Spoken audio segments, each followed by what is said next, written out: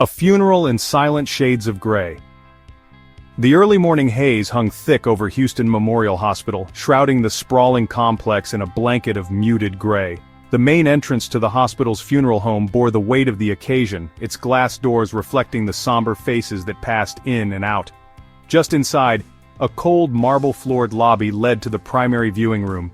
Here, light filtered softly through high frosted windows, rays of the Texas sun never quite making it to warm the space. Upon the unadorned stone wall directly opposite the entrance, an electronic display quietly announced, "In loving memory of Mary Walton, age 71. The name hovered there, luminous yet restrained, casting a gentle glow on the subdued gathering. Below it, a bronze stand displayed a simple, elegantly framed photograph of Mary in her youth, smiling, full of life, so distant from the frail figure many had seen in her final days. Rows of dark wooden benches lined the room, mostly occupied by distant relatives, old friends, and a handful of co-workers from Mary's decades-long tenure as an elementary school librarian. The hush was palpable, broken only by the soft humming of the air conditioning, which battled vainly against the humidity that had seeped in with mourners' footsteps. Occasionally a low cough or a shifting of feet could be heard, but these noises faded quickly, absorbed by heavy drapes and thicker layers of emotion. Floral arrangements lined the front, white lilies, chrysanthemums, and a few sprays of Texas bluebonnets among the more traditional funeral blooms. Their fragrance mingled with the sterile scent of antiseptic lingering from the hospital corridors, creating an odd juxtaposition of life and loss. No one spoke loudly. Instead, soft exchanges in the corners, whispered condolences, and brief embraces took place as people filed in. Every so often someone would approach the casket, enclosed per Mary's wish, and stand in silent remembrance. Eyes would close, lips would press together, and sometimes a hand would briefly touch the metal edge, as if seeking closure in the tangibility of the moment. A discreet side table held a guest book where visitors penned their names and childhood memories, and beside it, a collection basket for the local animal shelter Mary had long supported. A few children, restless in their tiny navy suits or pastel Sunday dresses, shifted between the pews, their innocence oddly out of place among the grown-up sorrow. Candles flickered near the photograph, but even their tiny flames seemed to burn with restraint, reflecting the reserved, stoic grief characteristic of Mary's generation. There were no dramatics, no tears sobbing out loud, just the steady, persistent ache of loss, chilling the room as thoroughly as the air conditioning itself. Everything in this place, colors, sounds, scents, gestures, seemed filtered, muted, shaded in countless hues of mourning. The world outside, just beyond the heavy doors, spun on in the brightness of a regular Tuesday morning, but here, time moved more slowly, and the weight of goodbye pressed down on every heart present. The striking entrance of the daughter-in-law. The silence that blanketed the funeral parlor was abruptly disrupted by the sharp metallic click of a camera shutter. The hush, once as solid as the marble beneath everyone's feet, now trembled with the anticipatory energy that only the arrival of someone important, or notorious, could bring. All heads, almost in unity, turned towards the double doors as they swung open. Amanda Walton made an entrance that no one could ignore. She paused for a split second, just long enough to compose herself, then strode confidently across the threshold. Every detail of her appearance seemed carefully curated, from the impeccably tailored black wool coat that hugged her frame, to the glossy black stiletto boots that announced each step with a quiet, determined sound on the tile. Her shoulder-length chestnut hair was neatly pulled into a low chignon, a few delicate strands framing the features that so often graced social media posts and community fundraisers. Her eyes, concealed behind oversized designer sunglasses, swept across the room. Under the lenses, hints of bold eyeliner betrayed a deliberate effort to maintain composure, to signal she was holding herself together on what she would later call the hardest day of her life. The sunlight streaming in from outside glinted off a small yet unmistakable press badge pinned to her lapel, a subtle reminder of her close relationship with the city's lifestyle bloggers and local journalists who clustered near the back wall, eager for a soundbite or a photograph. Following closely behind her was Lucas, Amanda's 12-year-old son and Mary's only grandson. Lucas, in a crisply pressed suit and checkered blue tie, shuffled under the weight of both his grief and the expectations placed upon him. His face was pale, his eyes rimmed red from crying all night. He held fast to his mother's perfectly manicured hand, fingers trembling slightly, his gaze cast downward as the crowd's attention momentarily focused on him. But Amanda remained composed, her posture unyielding, her grip on Lucas gentle yet firm. Photographers, 2 from the city's main newspaper and a couple staff from the funeral home, immediately raised their cameras and began snapping photos, their flashes briefly illuminating Amanda's angular profile. She neither shrank from nor acknowledged the attention. Instead, she led Lucas down the central aisle with measured, even steps, as if moving through an invisible corridor of personal space. When Amanda reached the front of the room, she paused, releasing her son's hand just long enough to adjust the collar of his jacket with the practiced clutch of a pageant mom. Her lips, tinted a muted cranberry, moved in silent reassurance to him. Then, with all eyes on her, she knelt gracefully on the small velvet cushion placed before Mary's casket. She remained there for a long moment, head bowed, yet not so much out of private grief as performance. Muscles in her jaw twitched ever so slightly, working carefully to summon tears that glistened just at the edge of the sunglasses. In a low, clear voice meant to be overheard, she whispered, "You'll be missed so much, Mom. You were like a mentor, a mother, and my guiding light. I stayed with you, right to the very end. Life just won't be the same." The press, drawn to the combination of apparent heartbreak and public composure, leaned forward to capture her words and posture. The air in the room seemed to tighten, the audience helpless but to witness the well-rehearsed tableau. Once Amanda rose, trails of what might have been tears still clinging to her cheeks, she drew Lucas into a side embrace, their silhouettes perfectly illuminated by the glow of the digital memorial. Her features remained studied and controlled as she nodded subtly to the photographers, as if granting permission for their shots to be immortalized. New headlines ready to be drafted even before the funeral had ended. A family's loss, daughter-in-law's brave farewell. All eyes followed her as she and Lucas took their reserved seats at the very front, in the section marked for immediate family. In the wake of Amanda's arrival, the space seemed transformed. Grief and spectacle, so tightly interwoven in American public life, mingled in the air, leaving some to wonder where authenticity ended and appearance began. For a fleeting moment, as Amanda placed a comforting arm across her son's trembling shoulders and set her gaze, resolute, toward the altar, she seemed to command the entire gathering's attention. Whether out of sympathy, admiration, or a curious mixture of awe and skepticism, no one could look away. The image of a loving family before the media. As Amanda settled in the family's pew at the front of the chapel, the atmosphere subtly shifted. The initial whispers and glances of surprise at her entrance gave way to the sound of quiet cell phone notifications, the discreet click of cameras, and the low rustle of notepads pulled from handbags. The presence of local press and amateur bloggers was unmistakable. Their anticipation colored the room's energy. This was not just an occasion of mourning, but for many watching, a tableau to document, analyze, and share. Amanda's posture was impeccable as she sat with Lucas, her hand never leaving his. Periodically she would lean in and whisper gentle words of comfort for all to witness, even as the boy's eyes remained fixed on a spot between his shoes. The gesture was subtle, yet unmistakably performative, as if she instinctively sought out the camera's gaze. Nearby, a reporter from the lifestyle website Houston Living angled for a better view, quick fingers poised over their smartphone. Across the aisle, Amanda's husband Daniel, Mary's eldest son, sat stiffly, jaw set, hands clasped tightly together. The family tableau was imperfect, his expression was blank, distant. But to the camera, the grouping registered as a wounded but united family, filtered in soft morning light and framed by the gentle colors of funeral bouquets. Before the viewing began in earnest, the funeral director gave a quiet signal. The line of mourners waiting to pay respects parted a little as Amanda rose again, guiding Lucas forward to the casket. She knelt with him, brushing her hand across the closed lid, her shoulders trembling ever so slightly. In that moment, as 2 photographers snapped in rapid succession, Amanda drew Lucas close and murmured, her voice just high enough to carry, "Lucas, you and Grandma had such a special bond. She always loved you so much, didn't she?" The question hung in the air, and Lucas, sensing the weight behind his mother's words as well as the gaze of so many, simply nodded, his face flushing crimson under the pressure. One of the family's close friends seated nearby reached out to touch Amanda's arm as she rose, offering muted support. The exchange registered instantly with the journalists present, eager to capture any hint of genuine emotion within the composed facade.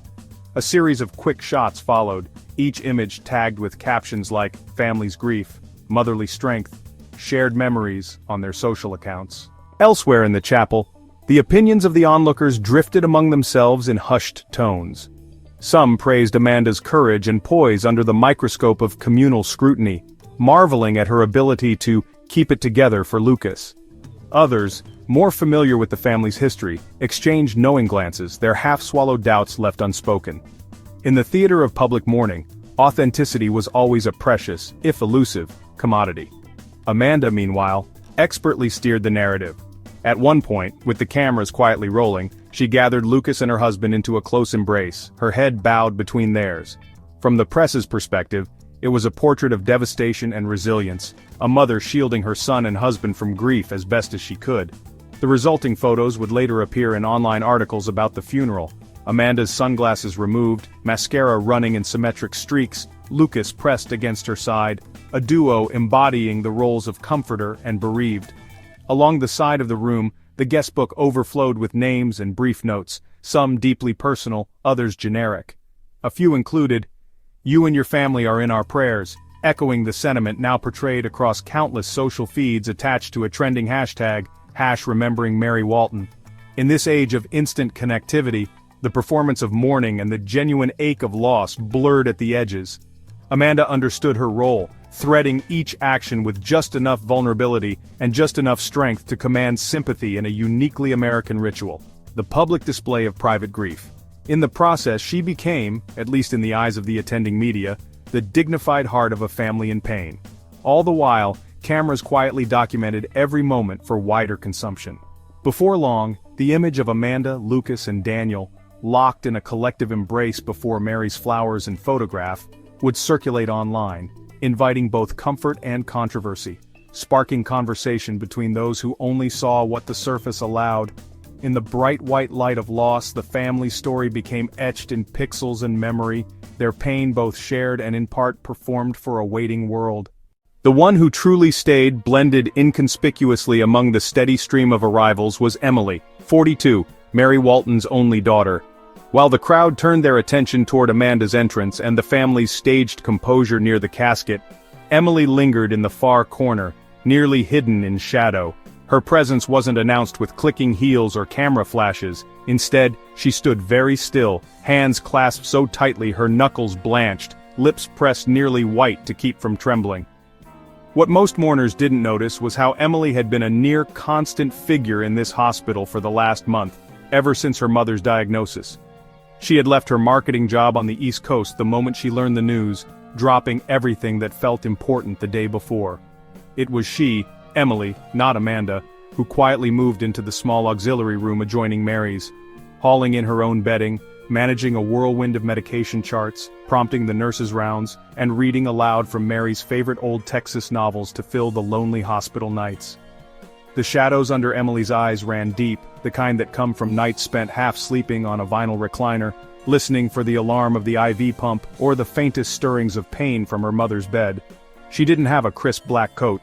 She wore faded jeans and a washed-out blue cardigan. Instead of crafted performances, her days were measured in medication times, sips of water, and small, whispered reassurances to a frail woman who barely clung to consciousness some days. For all the world, Emily had become almost invisible. People's condolences mostly missing her in the swirl around Amanda and her family, the press ignoring her completely in favor of the more photogenic grief on display. However, a few observant nurses and longtime family friends would nod to her with recognition and kindness, knowing her face from hallways at midnight and the countless cups of hospital coffee she silently endured. While she watched the family procession play out, Amanda guiding Lucas, the cameras whirring, Emily swallowed a burning ache of jealousy and injustice. No one at this funeral could know the promises she'd made as her mother's hands trembled, or the way she'd held Mary's head when the pain became too much. They would only see what others wanted them to see. Far from the orbit of attention, Emily pressed her palms together, thinking of all the simple things her mother had asked. The last walk in the garden, one more storybook, a peaceful moment without machines. It was all she could do not to cry or shout. Instead, she stood with perfect quiet, a storm churning beneath still waters, determined that, no matter how the day unfolded, the truth of who truly stayed would one day come to light. Lies behind the beautiful pictures. The quiet, exhausting days Emily had spent tended to her mother were only known by a select few, the nurses, the night staff, and perhaps a handful of family friends who occasionally saw her spirit flicker in the hospital corridors. Commanding no headlines and attracting no public interest, Emily's care was simply what needed to be done. Messy, thankless, too personal for any social media feed. Her nights were filled with the rhythmic beeping of machines, gentle spoonfuls of water, and whispered reassurances while she stroked her mother's thinning hair. Every effort, every sacrifice existed far outside the camera's frame. Meanwhile, Amanda's digital persona told quite a different story. Occasionally, early in the mornings after her mother-in-law's pain had crested, Emily would check her phone out of habit, or in moments of weary disconnection. There, on Instagram, Facebook, and TikTok, Amanda's profile glowed. Perfectly filtered images of her at a luxury boutique, coffee in hand, captioned with #selfcare or #family matters, as if she had just come from her mother-in-law's hospital room. Emily stared at these posts in disbelief, her fingers trembling. In one especially egregious post, Amanda posed, smiling, against a display of high-end handbags, her caption reading, "Taking a break after a long hospital visit. Love you, Mom. Stay strong." Emily reread the timestamp and cross-checked it with her own memory. She vividly recalled that hour spent struggling to coax her mother to eat, mopping up spilled broth and comforting her during a relentless wave of pain. Amanda hadn't appeared once that day nor the day before, no soft words, no presence, not even a text asking how things were going. Yet, in the eyes of Amanda's hundreds of followers, she was the embodiment of a dutiful, loving daughter-in-law, balancing style and sacrifice. What cut the deepest for Emily wasn't just public deception but the family's silent complicity.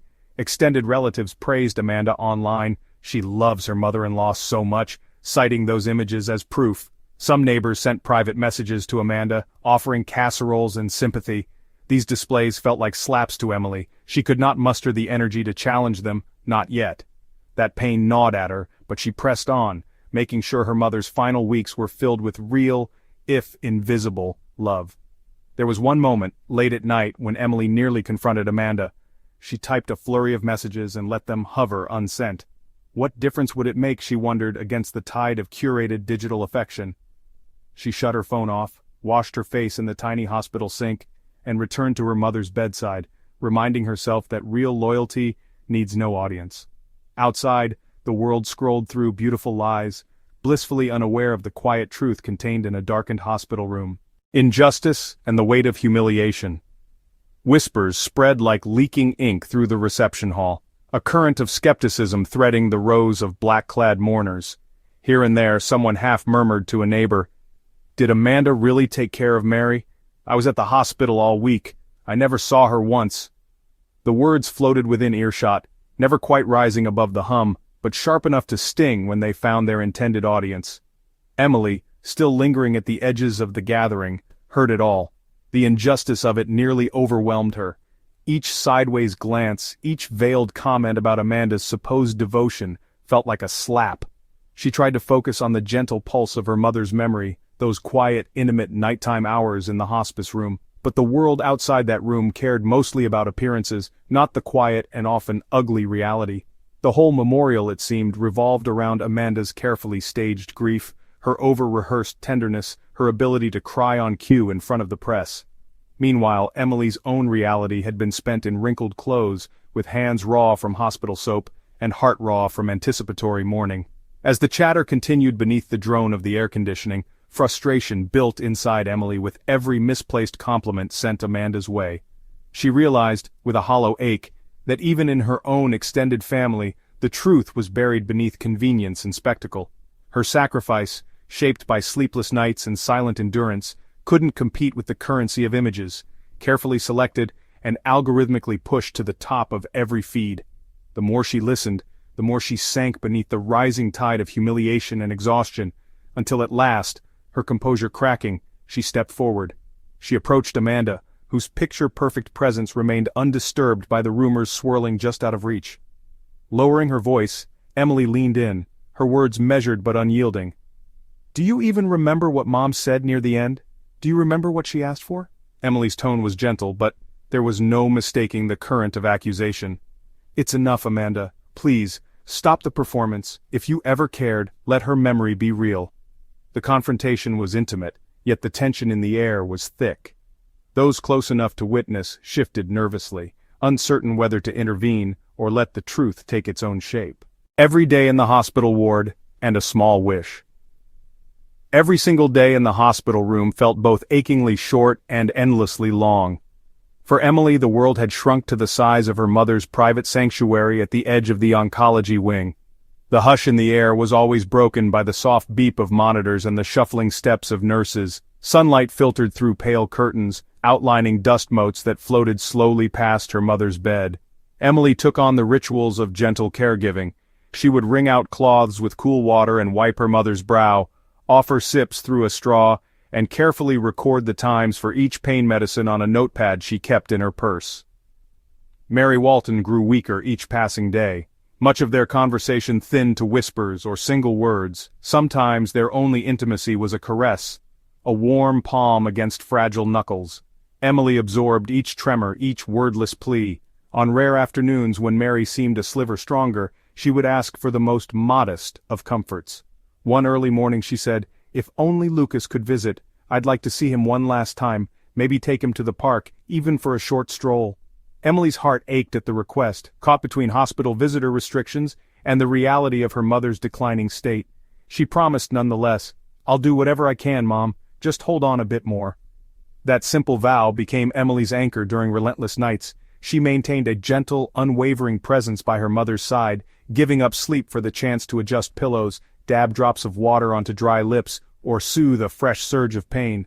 Doctors sometimes pressed her to leave, but Emily insisted, "If she calls out and no one's here, who can help her?" She watched sunsets from the window's limited square, tracing the warmth as it faded from the walls, and some nights she read aloud from Mary's favorite tattered novels. In hushed moments, Mary squeezed Emily's hand and whispered, "Thank you, darling. I'm not afraid because I have you." The meaning in those soft exchanges sustained Emily when exhaustion nearly overtook her. The background world receded. All that remained was the thread of love, binding daughter to mother, in a room where time and hope slowed to a trickle. The truth about the caregiver gradually revealed. The days following Mary Walton's funeral seemed at first to blur together. The family was surrounded by the expected cascade of well-wishers, their visits accompanied by casseroles, flower arrangements, and more often than not, murmured words of praise for Amanda's supposed dedication. Social media only magnified this narrative. Photos of Amanda at the service, always poised and bathed in sympathetic comments, circulated widely. The hashtag #FamilyFirst trended briefly, fueled by public admiration for what appeared to be the portrait of filial piety. For Emily, however, each glowing post was an unwelcome reminder of the silence she was being forced to keep. The burden of invisibility became almost unbearable. She moved through her days in a haze, exhausted and mutely furious at the injustice, yet keenly aware that confronting it directly might only backfire. What evidence did she have that could counter Amanda's perfectly orchestrated public image? Small cracks, however, began to appear, first within the hospital staff. A nurse, reviewing records for billing, noticed the discrepancy between Amanda's social media accounts and the visitor logs. Several attendants remembered Emily's round-the-clock presence and Amanda's rare and fleeting visits, only stopping by for carefully timed photo opportunities. Whispers spread quietly among the hospice team, and then to a few longtime neighbors who, out of loyalty to Mary, began to question the veracity of Amanda's narrative. The real turning point arrived one dreary afternoon when an old friend of Mary's who had worked as a volunteer at the hospital stumbled upon a damning bit of evidence. She had been scrolling through Facebook and found a recent post by Amanda, a beaming selfie with the caption, "Just left Mom's side, knowing she's in good hands. Family means everything." The timestamp, however, matched an hour when Emily had been dutifully by her mother's bedside, alone except for a rotating cast of nurses. Without hesitation, Mary's friend discreetly messaged Emily and another family member asking, "Were you there that day too?" The conversation ignited a slow but steady investigation. Emily, empowered by validation and finally armed with fragments of proof, revisited her own records. A calendar annotated with every medication given, every hour spent away from the hospital, so few, every request from nurses asking, "Are you staying overnight again?" She found hospital staff willing to quietly corroborate her story. Nurses who recalled Amanda's brief, meticulously photographed drop-ins, always coinciding with the rare occasions when the sun filtered perfectly into the hospital room. In group chats that had remained mostly superficial, filled with well-wishes from distant relatives, Emily started to share gentler counter-narratives. She gently corrected a cousin who remarked, "Thank goodness Amanda was there for your mom." "Actually, I moved into the hospital with Mom for her last month," Emily typed, fingers trembling as the truth finally found air. Those words, simple but unvarnished, began to ripple outward. As days passed and more people scrutinized timelines, photo metadata, and remembered conversations, the community's focus began to sharpen. Once, Amanda might have brushed aside a pointed question or let her curated image do the talking. But now, each new piece of evidence brought the story into sharper focus, moving it further from the realm of rumor and closer to undeniable fact. The real caregiver, an exhausted, soft-voiced daughter cloaked in the anonymity of grief, slowly emerged. Emily's story wasn't as photogenic as Amanda's, but it rang with the kind of authenticity that resonates after the victories of false appearances have faded. The world beyond her mother's hospital room was finally ready to listen, and the truth, bit by bit, stepped quietly into the light. The final goodbye and the small family embrace. On Mary Walton's last day, the hospital room was unusually quiet. The sterile fluorescent lights seemed a little softer, filtered by the thin curtains that glowed with late afternoon light. Emily sat beside her mother's bed, her hands steadying a cup of water as Mary took what would be her final sips. The air was thick with the unspoken knowledge that time was slipping away, every detail of the moment indelibly imprinted in Emily's mind, the faint medicinal smell, the soft hum of the machines, the way Mary's frail hand trembled but never let go of her daughter's fingers. Knowing how much her mother longed to see her grandson, Emily had gently convinced the nurses to bend the visitor policies. Lucas, clutching a hastily drawn picture in his small hands, tiptoed into the room. He hesitated by the door, sensing the gravity in the air, but Emily gently beckoned him forward. Mary smiled, the kind of smile dimmed by pain but brightened by love, and reached out for him. Lucas crossed the room and took her hand, his own shaking but warm. Mary's voice was barely a whisper. "I missed you so much, Lucas." Her eyes, wet with tears, searched her grandson's face, and she squeezed his hand as if memorizing every detail. Emily looked on, her chest tight with a bitter mix of sorrow and gratitude for this tiny reunion. She bit her lip, blinking back tears as Lucas presented his drawing, a stick-figure family beneath a blue crayon sky, and in block letters, "I love you, Grandma." The family, reduced in that moment to just Emily and Lucas, sat on either side of Mary's bed, holding her hands, each finding solace in the silence broken only by the occasional intake of breath. Emily pressed her palm gently to her mother's forehead, murmuring soft reassurances, while Lucas clung to Mary's fingers, tears dropping onto the white bedsheet. There were no grand gestures or performative displays, only small expressions of real love, Lucas whispering, "Don't be afraid, Grandma," and Emily humming a lullaby from childhood memories. Mary managed to smile again, her eyes shining with both pride and regret. She held up Lucas's picture, tracing the lines with a trembling finger, and whispered, "Thank you, darling. I'll always be with you." As Mary slipped into a gentle sleep from which she wouldn't awaken, Emily and Lucas remained by her side, arms wrapped around each other. The world outside, full of noise, expectation, and misunderstanding, felt impossibly far away. Inside that tiny room, grief and love fused quietly together, binding mother, daughter, and grandson in a final embrace that was honest, unadorned, and unforgettable. Confronting deception and the explosion of truth. The day of reckoning arrived sooner than anyone expected, as if the tension that had been carefully wound around the Walton family finally snapped. Emily, who had remained silent in the aftermath of the funeral, felt the injustice simmer and swell with every new message of sympathy sent to Amanda, and with every post that painted Amanda as the pillar of strength. She watched it all unfold, stories edited, comments of praise multiplying, and Amanda's curated grief blurring the line between mourning and manipulation. But the world has a way of forcing truth to the surface, and Emily, despite her exhaustion, knew she could not let her mother's memory be rewritten by someone else's performance. The breaking point came during a post-funeral gathering at their family home.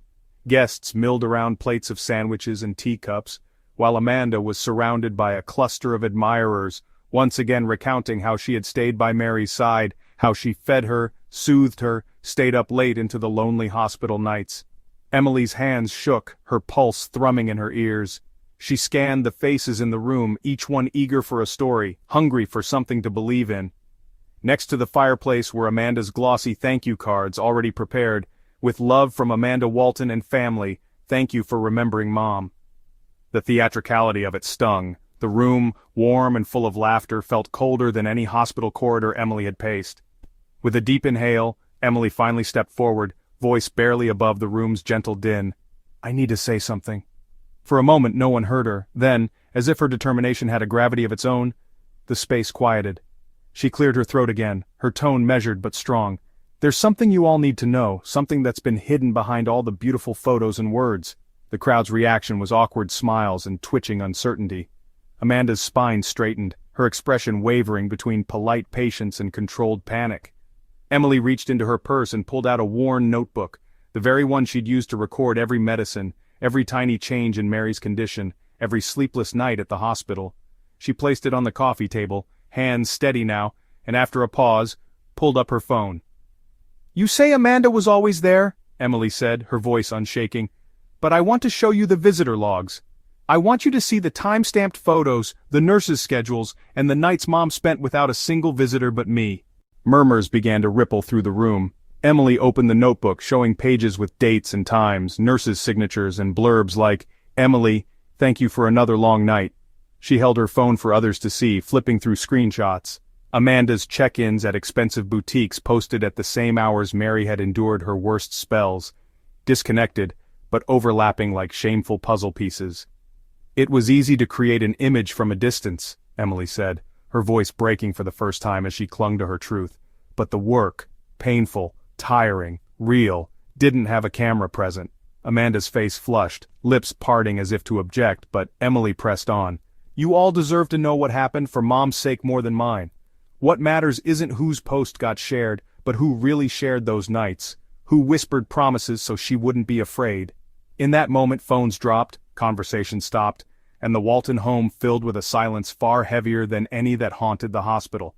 The facade crumbled. The truth, after so much delay, was undeniable, raw, unedited, and for the first time seen by all. Amanda, caught beneath a hail of scrutinizing gazes, tried to find her footing among shifting loyalties and crumbling narratives. Her earlier confidence withered as Emily's evidence circulated among the guests. A few, reluctant at first, nodded in recognition. Some had spotted Emily shuffling into the hospital late at night, others recalled phone calls Amanda never took. Like cracks spreading in a frozen pond, the room's admiration for Amanda fractured into gossip, doubt, and discomfort. Emily didn't wait for applause or forgiveness. She barely waited for understanding. Her words, more than accusations, were a plea to restore Mary's memory to something real and unvarnished. As the truth pulsed between the guests, Emily realized the performance that had so successfully obscured her mother's last days could not stand against simple, persistent honesty.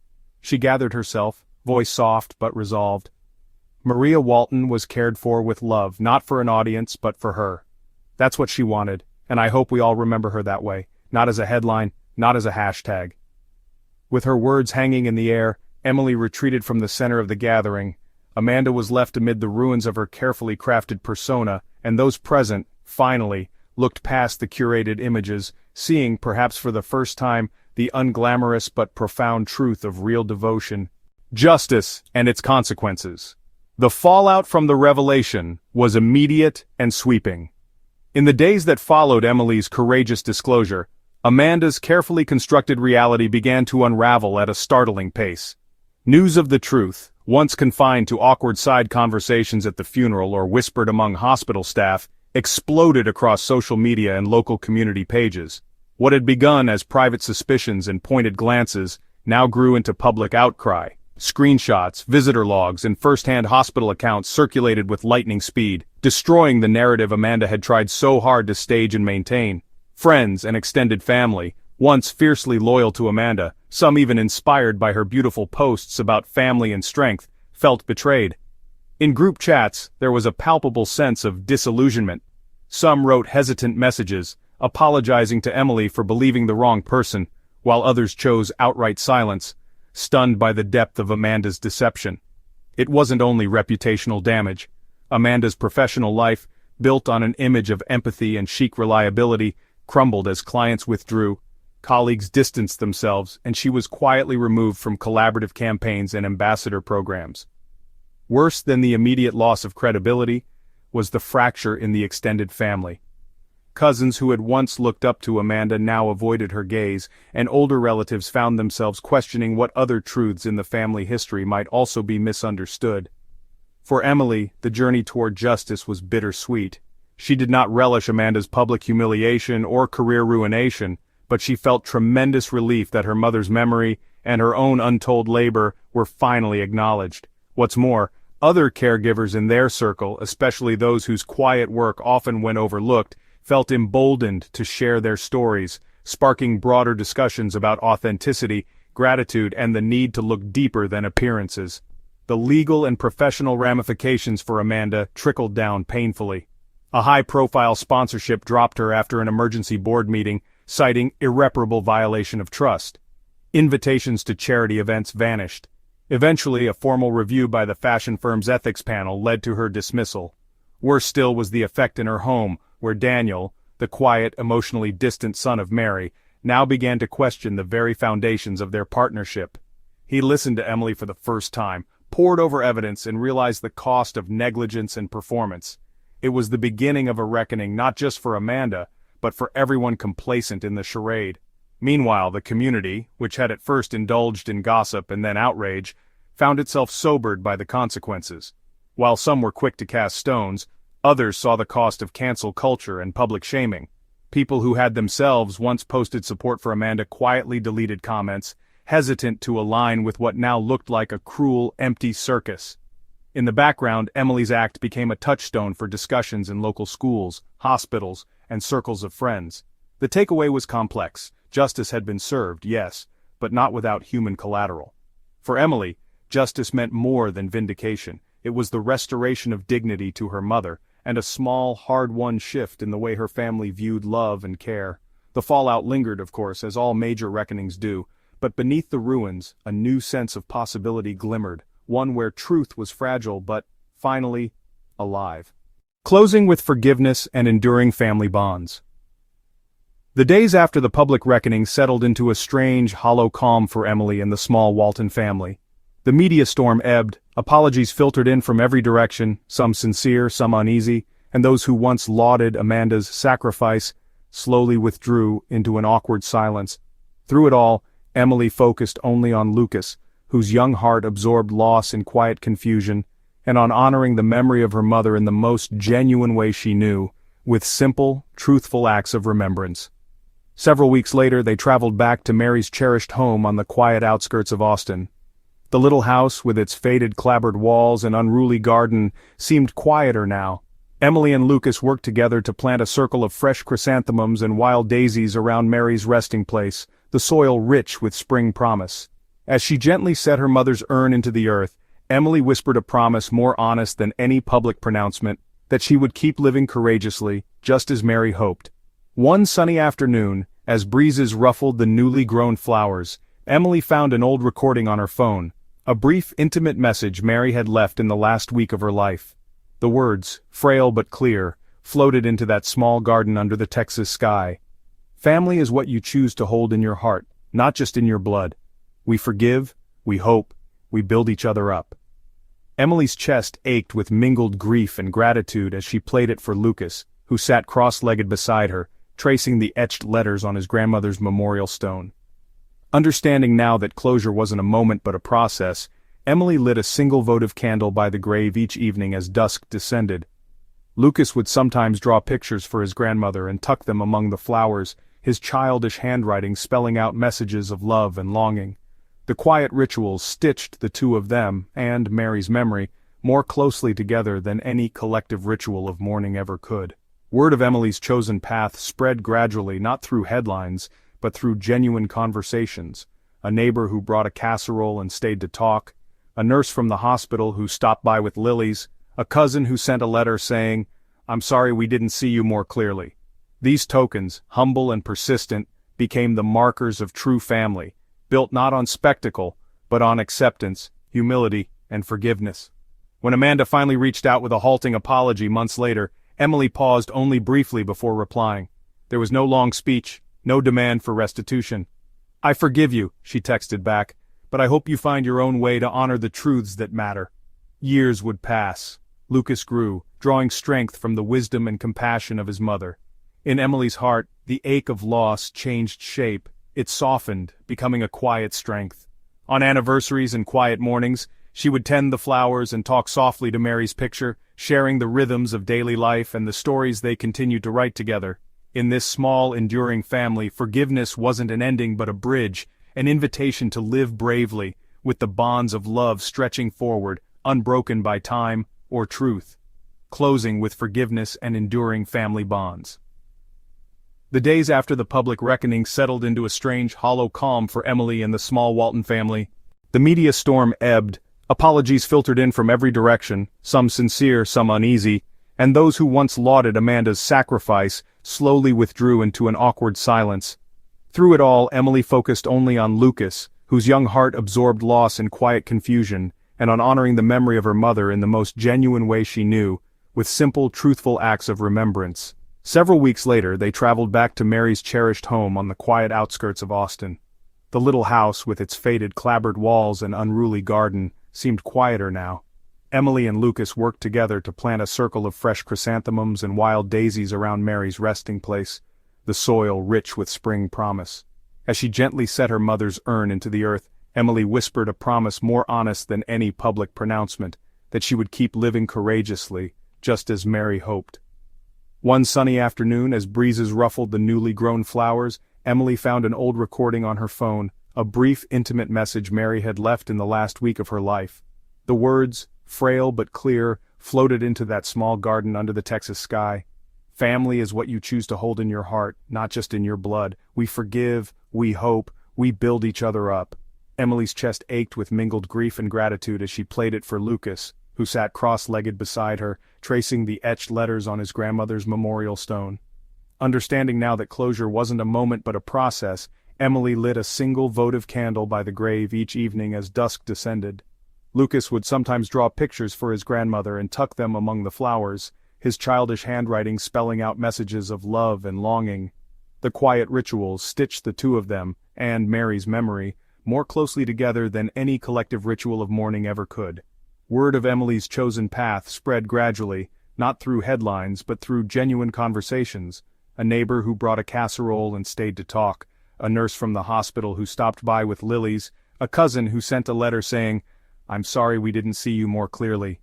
These tokens, humble and persistent, became the markers of true family, built not on spectacle but on acceptance, humility, and forgiveness. When Amanda finally reached out with a halting apology months later, Emily paused only briefly before replying. There was no long speech, no demand for restitution. "I forgive you," she texted back, "but I hope you find your own way to honor the truths that matter." Years would pass. Lucas grew, drawing strength from the wisdom and compassion of his mother. In Emily's heart the ache of loss changed shape, it softened, becoming a quiet strength. On anniversaries and quiet mornings, she would tend the flowers and talk softly to Mary's picture, sharing the rhythms of daily life and the stories they continued to write together. In this small, enduring family, forgiveness wasn't an ending but a bridge, an invitation to live bravely, with the bonds of love stretching forward, unbroken by time or truth.